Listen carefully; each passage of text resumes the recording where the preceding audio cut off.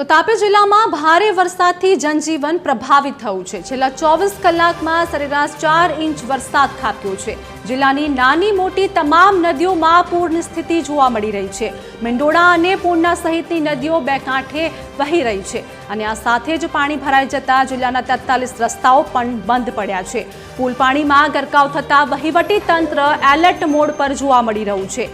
વરસાદથી વાહન ચાલકો અને સ્થાનિકો પણ મુશ્કેલીમાં મુકાયા છે।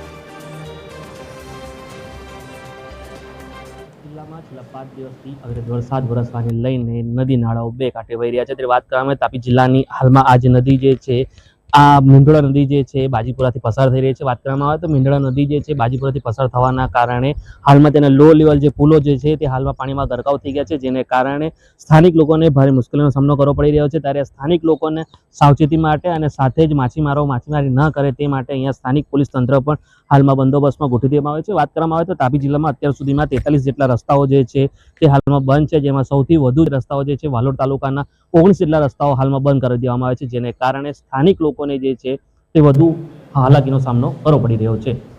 ઋતુલ પંચાલ, TV 13 તાપી।